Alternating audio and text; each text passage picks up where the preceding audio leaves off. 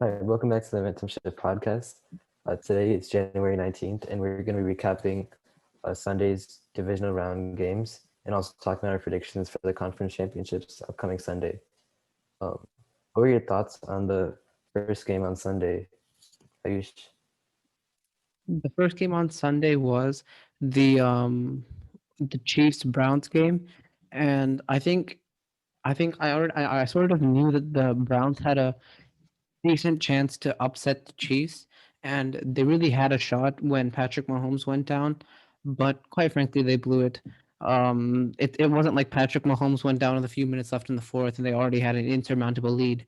It was it was still a winnable game, and he went down in the first almost in the beginning of the first and second half, and I really and losing the best player in all of football is a really big loss, and I really do think that that was a winnable game. They just choked it.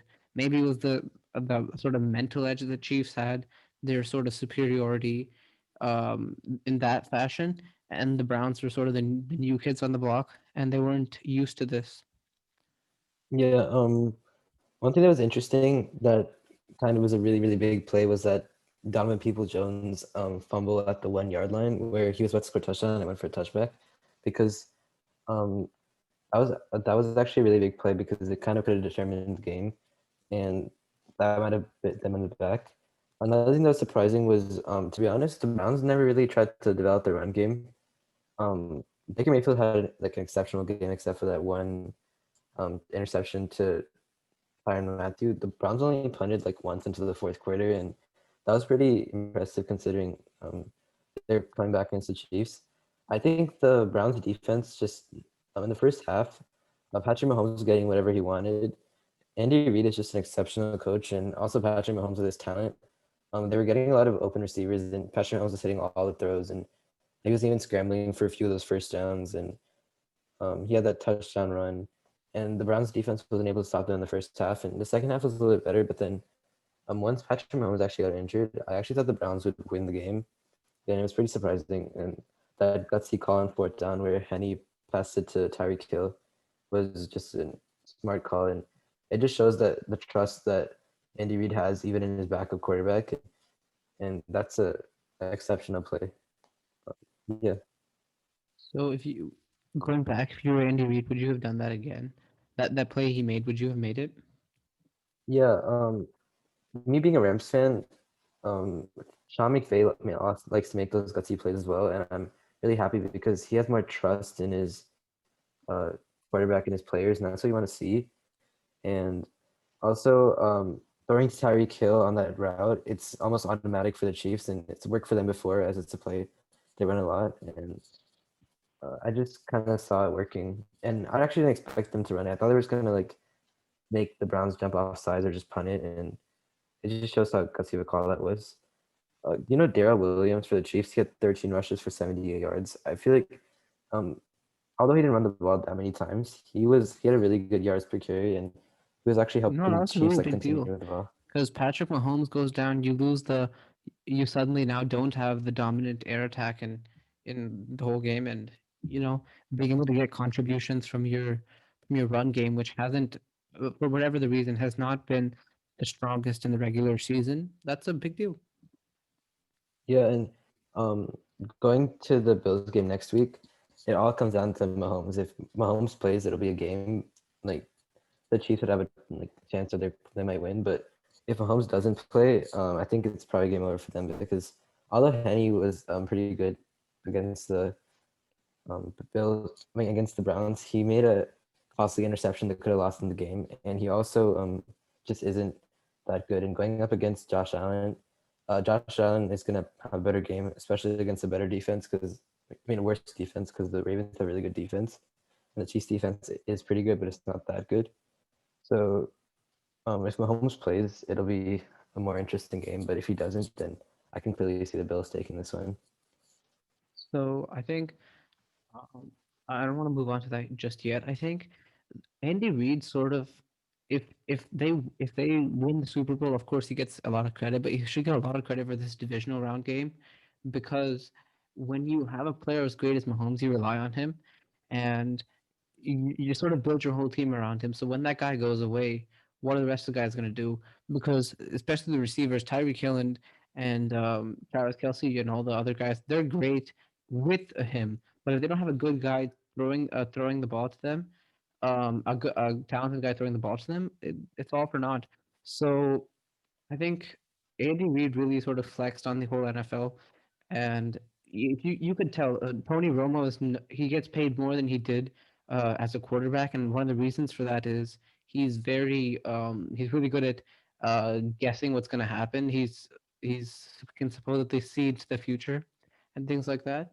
And even he boldly proclaimed they're not going to run a play. They're just going to try to draw on them offsides. But guess what? They ran the play.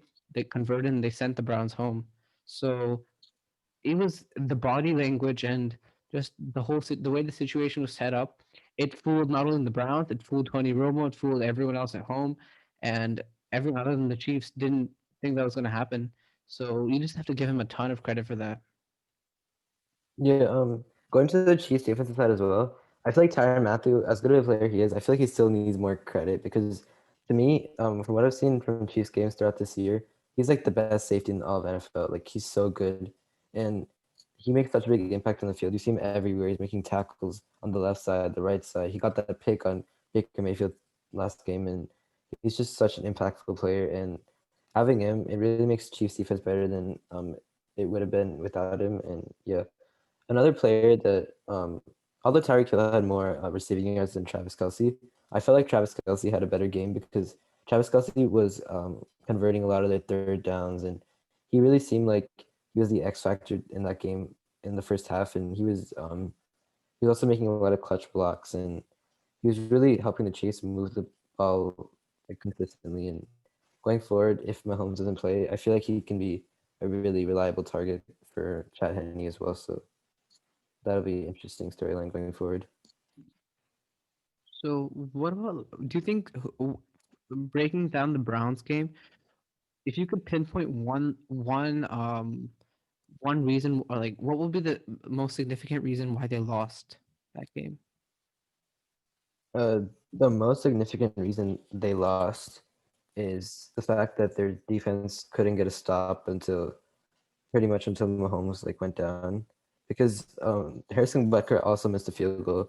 The Chiefs pretty much only punted like once, I think, when Mahomes was um, in the game, and it was actually similar to the Packers Rams game where I felt like the Rams offense also played good, and the Browns offense played really good in this game too, and they were able to move the ball consistently, and it was through their passing attack, which you wouldn't like think would be normal because of the fact that their rushing game is among the best in the league, and their passing attack is pretty good, but it's just not that good. And um, I feel like the Chiefs defense needs to step up, but they're yeah, I mean, the Chiefs defense needs to step up, and so do the Browns defense because although Mahomes maybe is the best player in all of NFL, and the Chiefs offense is exceptional in everything about it except for the run game. The Browns defense could have still stopped them on a few third downs and things like that, I guess. You know, another big storyline was the fact that Miles Garrett kind of seemed hurt in this game, and I don't know if that necessarily made an impact, but it could have. And that's actually I kind of mean, similar to Miles the Garrett, especially at the beginning, he started off the season really hot. And although I don't think it would have made too big of a difference because one stat that I've cited multiple times in this podcast is Patrick Mahomes is so far ahead of everyone else in passer rating under pressure. He's at 77, where the next guy, I think it's Russell Wilson or someone, he's at like 56. So he's almost 50% better than the next guy when it comes to passer rating under pressure. So would it make too much of a difference? I don't know. yeah. Another thing the Chiefs receivers do really well is even when they as soon as the play like ends, if they have more time, they'll like run another route. So they'll just try to get open. So if they run a slant and like they're Mahomes not able to find any of them, they'll continue running and they'll continue like putting their effort throughout the play. And you see that a lot where Mahomes is kind of scrambling out into like out of the pocket and he's making those like left hand like on the run to the left throws to Tyreek Hill for like a first down. And they just never give up and they're continuing to try, and they have so much trust in their quarterback, and all those factors just make for an amazing offense, you know? I think the two reasons the Browns lost was one, they sort of went down early, and it's like that from that touchback would have hurt them a lot. And then I think another reason was that they got demoralized, and the main reason was just I don't the game plan had to have been just run the ball as much as you can, keep Patrick Mahomes off the field, and I think they sort of fell into that hole early on, and they thought, okay, we're gonna Baker Mayfield needs to save us. We need to pass the ball and do all that. And Baker Mayfield, he didn't carry the team, but he didn't sell or anything like that. So, but I think when when Mahomes goes out and they're suddenly not as explosive. The best player in all football goes out, and obviously that would have an impact not just on them literally in the game, but also psychologically that their leader is gone. But and not only is he gone, he could be like mentally hurt because of the concussion, and you don't know the future implications of that.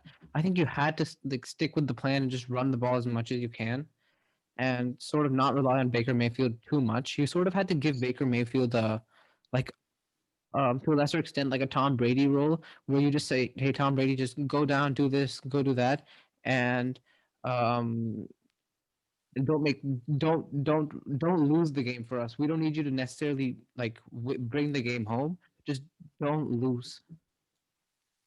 I mean, to be honest though, Mahomes kind of went down like at the point where the Browns kind of needed to kind of push the ball because they were just down, they needed a touchdown, and the run game wasn't really working that well. And if that wasn't working, all they could really do was pass the It ball. wasn't working, but they didn't try. They had a great offensive line, and both guys were averaging over 5 yards a carry. And Kareem Hunt touched the ball like 5 times. He would be extra motivated because the Chiefs cut him.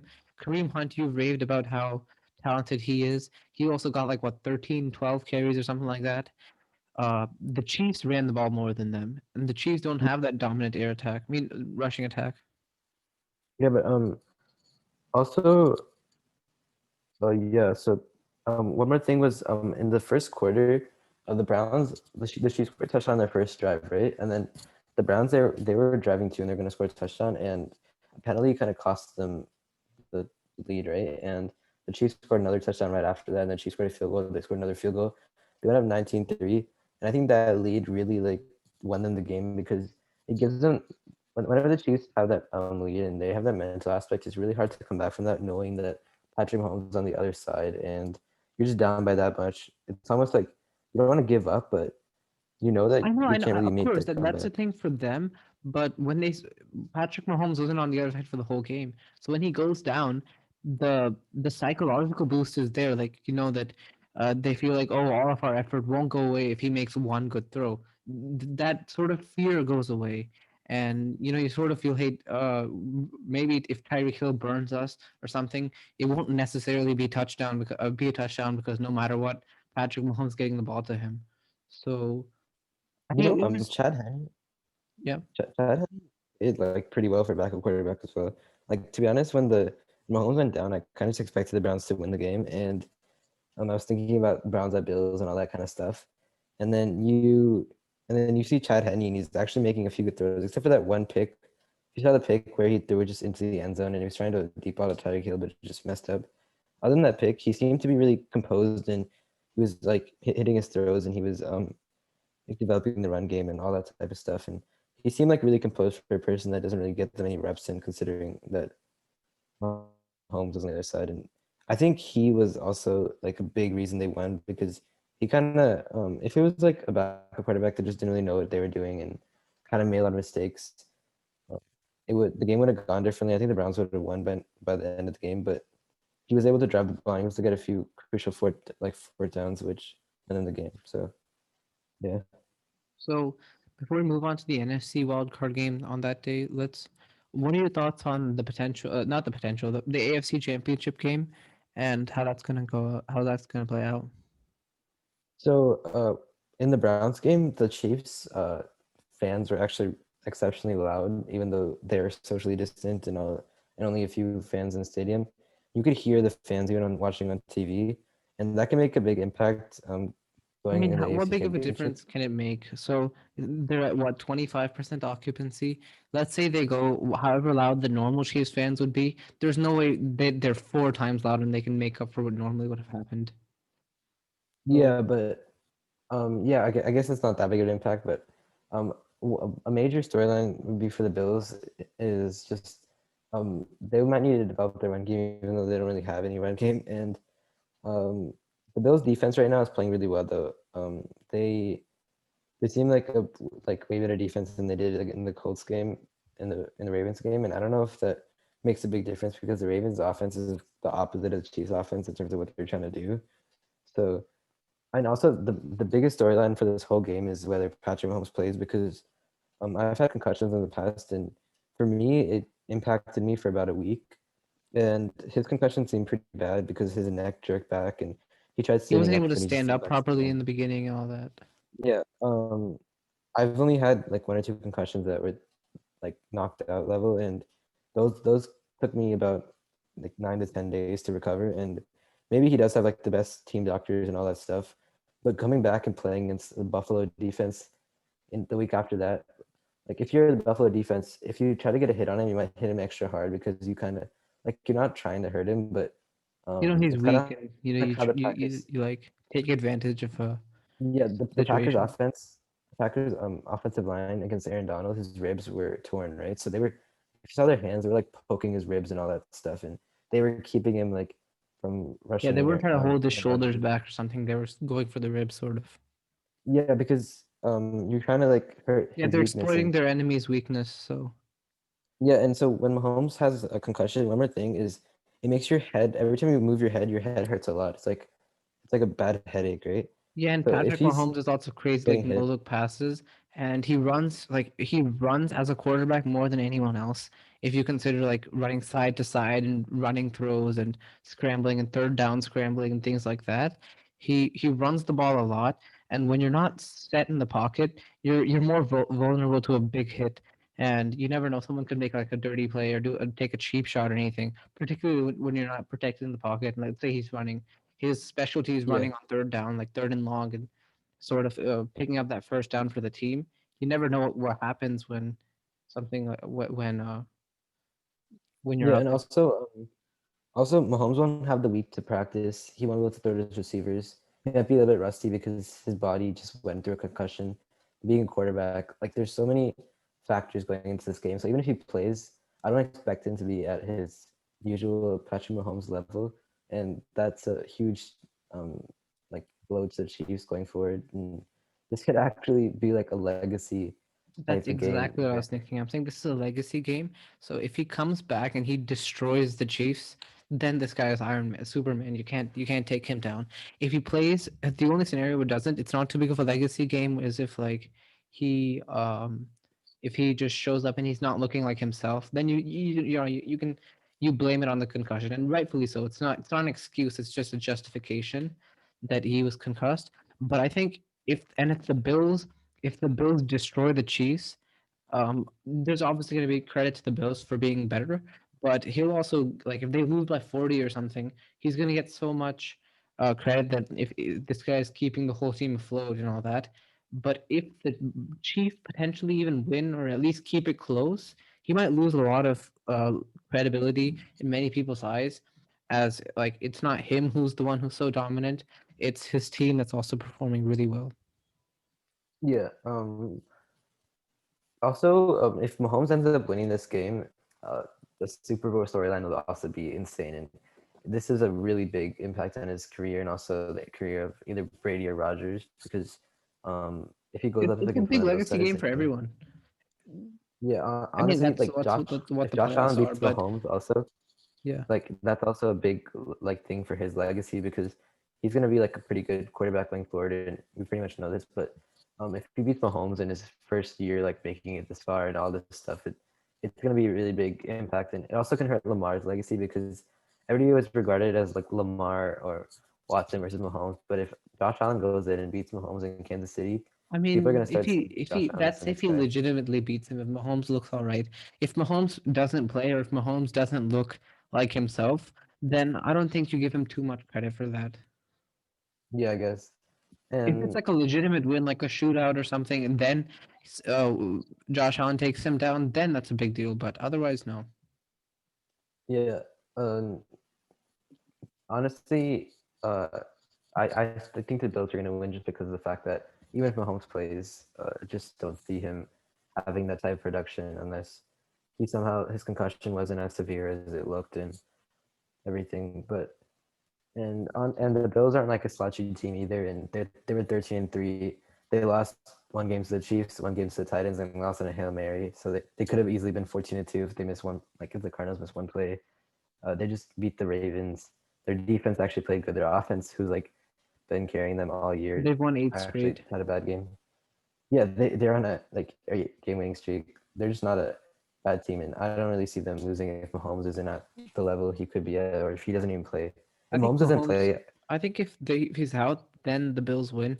But I think Mahomes is just that guy, and if he plays, even if like at 80%, 60%, I think he still leads them to victory, simply because it's like when you compare two players or two players that are sort of similar to each other, like Jordan or Kobe.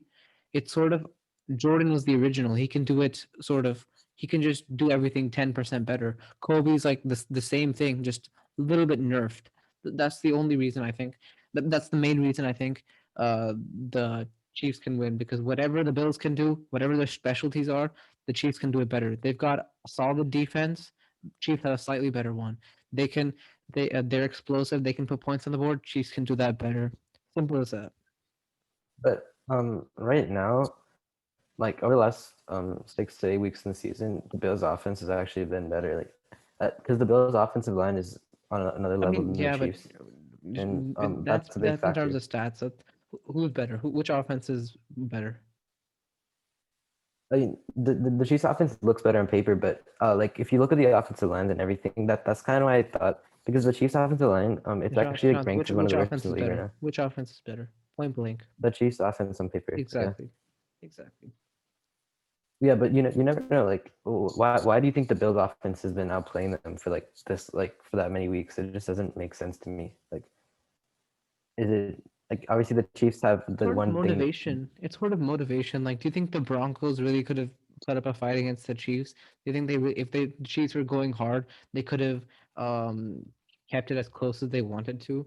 I think they sort of like pulled the LeBron and coasted through the regular season, and there were a lot of close games that shouldn't have happened. Like the Tampa Bay game perfectly demonstrates this because they come out guns blazing and they destroy Tampa Bay in the first quarter. What was his name? Tyreek Hill was on pace for 1,000 yard game and things like that.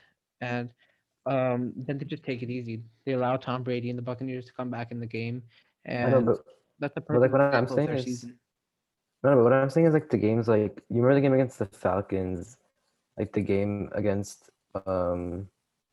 like some of those games at the end of the season, they just didn't really seem like that good of a team and like I'm not like they are a better team on paper than the Bills. Like I can say that because they have like even if the Bills have the same wide receiving I core, mean, I don't. like the Why are you Chiefs have making Travis an Kelsey, argument for who's something you don't agree with? Like, fine. How about this?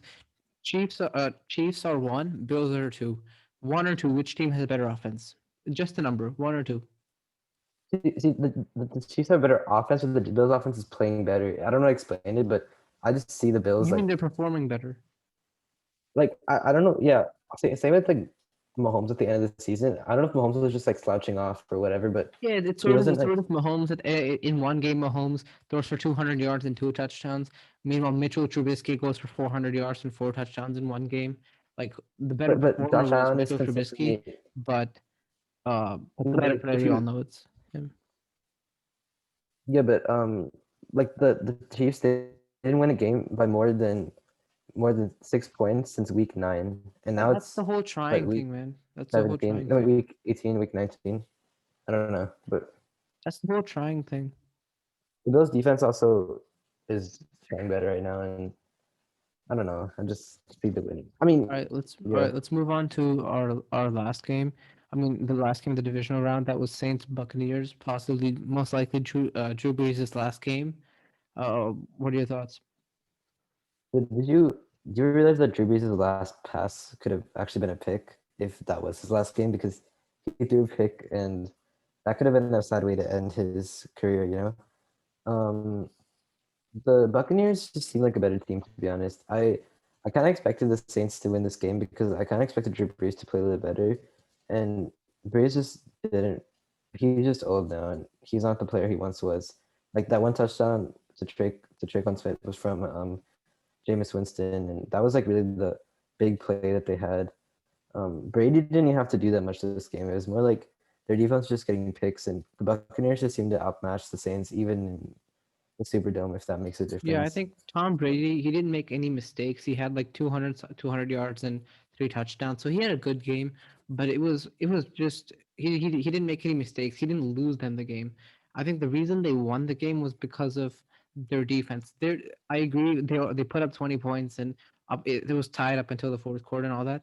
But if you watch the game, their defense Yeah, was dominant. Like Drew Brees made his career off of being very accurate on short throws and stuff like that. They weren't letting Michael Thomas breathe. Alvin Kamara was getting destroyed. Like Michael Thomas was like he makes $20 million. He was the best receiver in the league last year, not this year, last year, and 0 catches, 0 yards, 0 touchdowns, zero I mean, anything. see what this Buccaneers did was they just double teamed Michael Thomas for the whole game, and they just told Breeze throw it to whoever you want, like throw it to anybody else other than Michael Thomas, I and mean, it kind that's of what just he showed how did, but much that's what he did. Breeze. You Yeah, can't you exactly, can't and that's hold just it against him for that, right?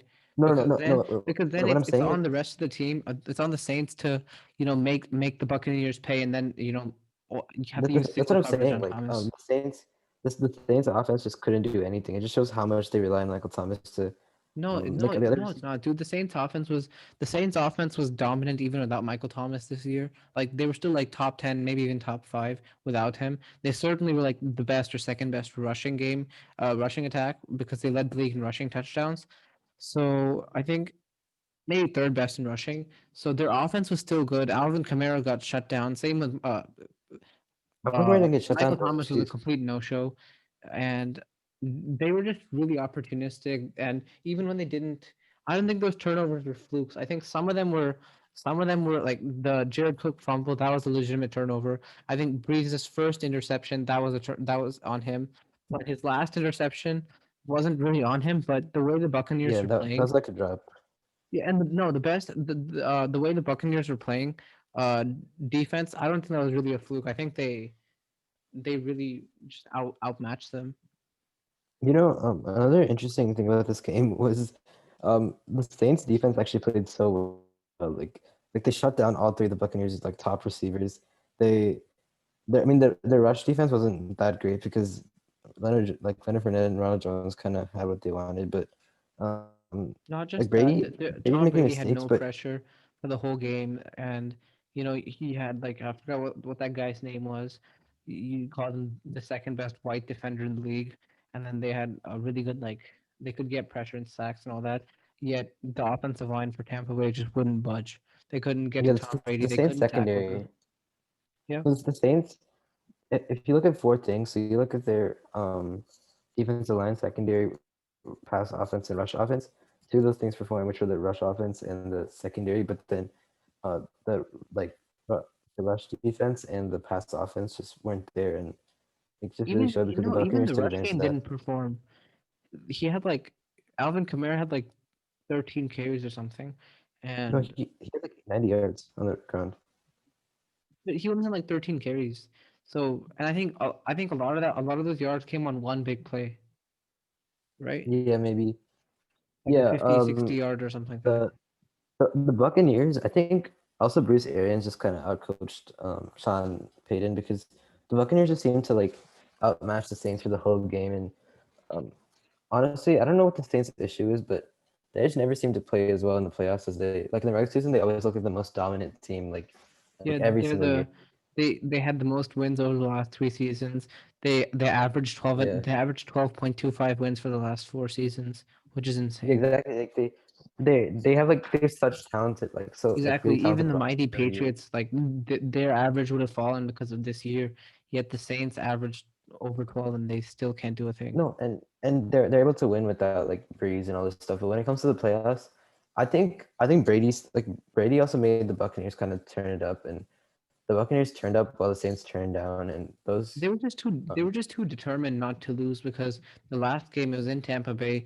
They get absolutely destroyed. 38-3 is I don't know how else you there's no other word than destroy to describe that game. And they just absolutely walk them in their own building. Like 30-20 may not seem close, but just if you look at just by the eye test, the Buccaneers walked them.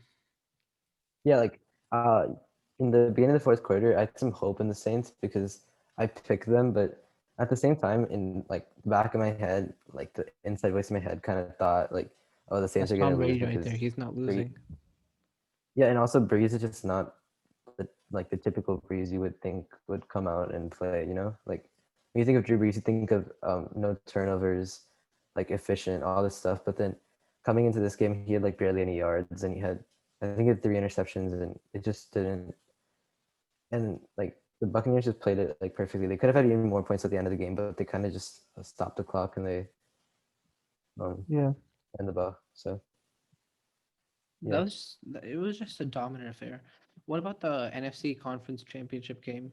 How do you think that's gonna play out? Because I normally and I still sort of think the Packers are gonna take that game, but just looking at that defense, I agree the Rams defense was amazing and Aaron Rodgers and the Packers destroyed them as well. But I really think they've got a good chance to upset the Packers. um, I so one factor that I've been talking about over the last few episodes as well is the fact that the game is in a negative Home degree field, weather yeah. and it's snowing, so that's gonna be a big impact coming from an inside game.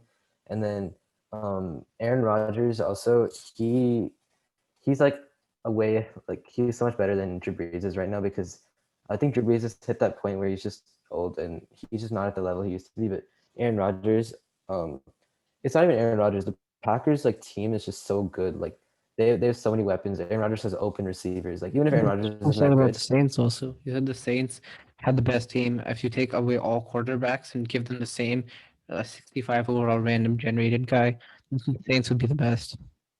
yeah, that's actually a good point. But I don't know. I still for some reason I still have to make that point because it just seems like the Packers are just at that level. But I wouldn't like going back from last week. I said I wouldn't be surprised if the Bucks win, and I'm gonna say the same thing this week because you can never doubt Tom Brady, and he always turns it up in playoffs. And also the way the Bucks defense is able to perform this week, this like Exactly. they Now they've play got momentum behind against them. They've that. been winning a few they won they just in the last four games this season they've been winning by a bit, especially those the games against the Lions and the Falcons where they beat them by like 40. Then they win a playoff game against Washington. Now they go to Saints, the Saints who were looking like many people had them as the favorites to win the whole NFC. They destroyed like preseason and they walked them as well. And I just I thought, especially on that Bucks Bears game when he thought it was fourth down and things like that. I thought he was maybe washed, but watching the last few games of Brady in the playoffs, I sort of get the feeling like he's not washed, and you just can't bet against him. I know Aaron Rodgers has been the best this season, better than even Mahomes, but I just like if just looking at their histories, Aaron Rodgers has one ring, he has six. There's got to be a Yeah, reason he has six. Like, okay, you can say situation also, but that accounts for maybe one or two more rings. Rodgers has lost 6 NFC championships in his career, and he's also lost 4 in the last decade. And it would just be a sad way because imagine all the Super Bowls he could have gone to, and he just lost an NFC championship that many times. And I'm Exactly. not gonna So say while he yeah. didn't have Bill Belichick and the amazing roster that Tom Brady had, he still had a good enough roster to get to the conference championship. You see what Brady's doing? He's able, like, he moves to Tampa, and now he's able to beat Breeze. If he beats Rodgers, he could beat Rodgers. And then if he plays Mahomes, and like, if there's a healthy Mahomes or healthy Josh Allen, that's like an insane. Like, if If especially he if it's wins, Mahomes, then if he wins, yeah, he then he that'd be insane. solidifies himself as possibly the greatest in any sport. Yeah, I mean, I don't know if I would go that far, but Yeah. like, Who but else? he Who would. else? Who else has competed with him? I'm not sure, but like, Like Jordan there's had gotta, 6 rings, but all with the same team, the same group, and all that. Brady's done it over such a great period of time. what and if LeBron now James is able to win more rings though? You know? then I don't know, but that'll take some time. This What is the about immediate future. like Cristiano Ronaldo? Like I don't know. I don't really know that much knowledge about other sports, but Exactly. it's That's what hard I to just say. sort of feel. But No, but for sure, between football and basketball, he if he wins this ring, he'll be a step ahead of Jordan, and which just think is of all the people he would have taken down in one season. So Drew Brees would have gotten the better of him twice. You know, he's the statistical rival of Tom Brady. And then a lot of people say Aaron Rodgers is the greatest to ever do it, like in terms of just talent, skill, whatever you want to call it, not in terms of career yeah, resume. the best But player of all time. yeah, exactly. So he takes him down, and it's not Aaron Rodgers with no help. You said he's on the best team a few episodes ago. Your friend said he's the best, and a lot of people say he himself is also the best right now. So for him to take him down and then even go up against Mahomes, who is the future of the NFL, people also say he's the best to ever do it. He's certainly in the 2 years that we've seen him, he's been the best, and I just I think that would be a huge legacy thing for him. And all this without Bill Belichick and the New England, the stability of New England. Yeah, if Rodgers beats Brady, that's also I'm not gonna say it's as big a legacy thing as Brady's would be, but it's also gonna be a big legacy thing going forward because it's I think for Rodgers, if you look at if you look at Manning, like if you look at Manning, Manning has 2 rings, right? And if Rodgers wants to kind of put himself on that level that Manning's at, I think that people kind of consider him Maybe to be. make into the top five of QBs Yeah, ever. exactly. Because right now, Breeze and Rodgers, they're both in the 5 to 10 range in my opinion as of right now, or maybe 5 to 15. And Breeze is also trying to get a second ring, but now he just like Brady beat him. But Rodgers has like 1 or 2, like 1 to 3 more years to do that, and to put himself on that level, it's just going to be really big for his legacy going forward. And beating Tom Brady, who is the greatest player of all time at this moment, it's going to be really What do big you for mean his at this career. moment? For the foreseeable future, he'll be the greatest player of all time. Aaron Rodgers No, can't yeah, catch him. He's that's what already I'm saying. 37. No, no, To get no, those six I'm rings, he'll saying be like 43. No one's winning 6 straight rings until they're 43. Mahomes will take him 10 years to do that. So I just don't see. no. When I say at this moment, I'm just talking about like the history of like the future Okay. of Yeah. history of football. Like yeah, that's what I I'm thought saying. you meant like it's sort of up for grabs or something. Okay. Oh no, I'm not saying soon. I'm saying at least 15 to 20 years from now, then there'll actually be another person that could even Like compete. Patrick I guess. Mahomes. Yeah, exactly. Like Patrick Mahomes, but like Patrick Mahomes winning 6 rings, that's still gonna take him more than 10 years at least, Yeah. in my opinion. So that'll be a long time. Um, the thing with the Patriots that the Chiefs aren't necessarily doing right now, though, to build a dynasty, is the Patriots had so many small contracts and they were continuing to get small contracts. Well, Mahomes just signed his 10-year 500. Kelsey's has a big extension. Tyreek Hill has a big extension, and it's gonna be hard for them to maybe replicate that success going forward. So the salary thing that the Patriots did was just super smart, and they were continue like their No, the culture was Patriots, just it's sort of high risk, high reward versus low risk, low reward. Because with the Patriots, the shorter contract thing and all that, you need to keep drafting well and being able to convince guys to sign with you and developing players and stuff like that. Whereas the Chiefs, you sort of go all in on great players, but then you risk them getting injured or unhappy and wanting a trade or something like that. no, what I'm saying is like in like 3 to 4 years from now, the Chiefs are going to be in this financial situation where like it's going to be like insane. Like the Saints right now the Saints they're basically the Chiefs are going to be in 3 years, except they didn't even get a ring. They're like 80 million ahead of the cap, and they're gonna have to let go of like a lot of players this year because it's not like the NFL where you can pay the luxury tax. I mean, not the NBA where you can pay luxury tax, and the Saints roster probably has to blow up this year, like, and that'll be really important going forward, especially for the Bucks because Tom Brady might have like an easy division win next year as well if the Saints kind of blow up. So yeah, I think that I have the Packers by 4 as of right now, but um, I wouldn't be surprised if Tom Brady blows out Drew Brees or I mean not Drew Brees, Aaron Rodgers or like anything like that because seeing how the I Bucks don't really played. see a close game, like a 4 point game. The minimum I'll say is like 10, 14 point game because I feel both teams are just coming into the game with so much momentum. The Packers, I don't know how many straight games they've won, but they've won a lot of straight games. And they have quality wins like the Titans, and they've just both teams are coming in like so hot that one team is gonna like make a mistake or two, maybe not convert on the first drive or score in the first quarter, and then the other team is just so high powered that they're just gonna. The Super Bowl's in Tampa Bay this year, I think. Yeah, That's gonna be like pretty cool if the team makes the Super Bowl in their own they'll stadium. be the first team to ever do it, play in their own building for the Super Bowl.